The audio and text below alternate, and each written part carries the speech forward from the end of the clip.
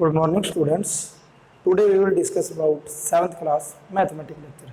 So in the previous lecture, we will started our new chapter, that is the data handling. So now today we will discuss further in the data handling. That today our topic is use of bar graph with different purpose. हम हमारा जो bar graph है उसका different purpose क्या क्या है जिसके लिए यूज करते हैं. We have already learned in the previous classes about pictograph and bar graph. We can make deduction about the data and we can also answer the question based on bar graph. So आपने पिछले classes में pictograph और bar graph के बारे में study कर लिया है. अब हम बार ग्राफ के ऊपर जो बेस्ड क्वेश्चन है उनका आंसर दे सकते हैं. Choosing a scale. We know that a bar graph is a representation of number using bar of uniform width and length of bar depends upon the scale chosen. For example, in a bar where number in units are to be shown, the graph represent 1 unit length for one observation. If it has to show number of 10 and 100, 1 unit length can be represent 10 and 100 observations. So हमारा जो scale होता है वो क्या होता है कि जो हम बार ग्राफ पे लेंथ लेते हैं जैसे 1 सेंटीमीटर 2 सेंटीमीटर, सो वो हमारी नंबर ऑफ ऑब्जर्वेशन को क्या करती है, शो करती है. अगर हमारे पास नंबर ऑफ ऑब्जर्वेशन कम है तो हम 1 सेंटीमीटर लेंथ या 1 मीटर लेंथ को 1 ऑब्जर्वेशन के इक्वल रख लेंगे.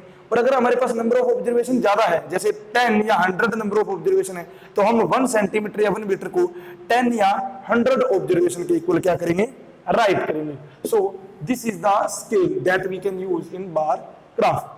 Now we will solve some question answer. Read the bar graph carefully given below and answer the following question. So सबसे पहले हमें इस बार ग्राफ को क्या करना है, रीड करना है. Here on this side number of newspaper, इस साइड में हमें नंबर ऑफ न्यूज़पेपर दिए गए हैं कितने, 2000, 4000, 6000, 8000, 10000 एंड 12000. और here days, इधर हमें क्या दिए गए हैं, days, Sunday, Monday, Tuesday, Wednesday, Thursday, Friday and Saturday. Now weekly circulation of newspaper, हमारा इसमें क्या बता रहा है कि जो वीकली सर्कुलेशन कितना हो रहा है न्यूज़पेपर का, मतलब इस वीक में, पूरे वीक में इतने न्यूज़पेपर जाएंगे. संडे के दिन इतने जाएंगे, मंडे के दिन इतने जाएंगे, ट्यूसडे के दिन इतने जाएंगे. और स्केल जो 1 यूनिट है वो 2000 एनपी के इक्वल है, न्यूज़पेपर के इक्वल है. 1 यूनिट किसके इक्वल लेंगे, 2000 न्यूज़पेपर के equal. So now we answer some question. अब इसमें हमें ये क्या पूछ रहा है,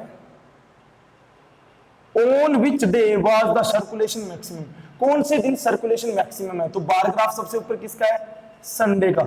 संडे के दिन जो सर्कुलेशन हुई है वो कितनी है, 12000 newspaper. So on the day of Sunday 12000 newspaper were circulated. So this is the day where maximum circulation is done. Maximum circulation is done.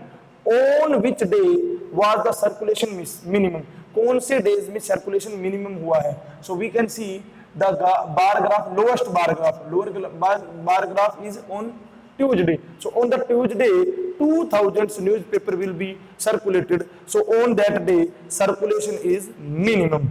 How many days was the circulation less than 4000? So कितने days है जिस दिन हमारा circulation 4000 से कम हुआ है. So here is a 4000. So we will see that this graph is lower than 4000. This graph is also lower than 4000. Now here two bar graph will be lower than 4000. So on Tuesday and Thursday the minimum circulation is minimum less than 4000. So जो हमारे पास Tuesday and Thursday को है वो circulation क्या हुआ है, less than हुआ है 4000 से. सो this is the answer of the following bar graph. Drawing a double bar graph, अगर हमें डबल बार ग्राफ क्या करना है, ड्रॉ करना है. सो वो किस तरीके से करेंगे, देखो. The performance of student in first term and second term are given. हमारे पास जो स्टूडेंट्स है उसकी परफॉर्मेशन फर्स्ट टर्म और सेकंड टर्म में दी गई है. Draw a double bar graph choosing appropriate scale and answer the following question. हमें बार ग्राफ को क्या करना है, ड्रॉ करना है. here टेबल दी गई है अलग अलग सब्जेक्ट और फर्स्ट टर्म में और सेकंड टर्म में कितने कितने मार्क्स हैं. So we will take on that size subject that is the math, science and Hindi, science, math, science, Hindi, English and social science. And here is the marks out of 100, और इधर हम लिखेंगे 100 में से या 50 में से कितने मार्क्स आए, क्योंकि मैक्सिमम मार्क्स कितने थे 50। सो इस स्टूडेंट की फर्स्ट टर्म में 35 मार्क्स आए, फर्स्ट टर्म में क्या आए हैं 35 मार्क्स आए। अगर आप देखें इंग्लिश में तो फर्स्ट टर्म में कितने 33 एंड सेकंड टर्म में कितने हैं 35।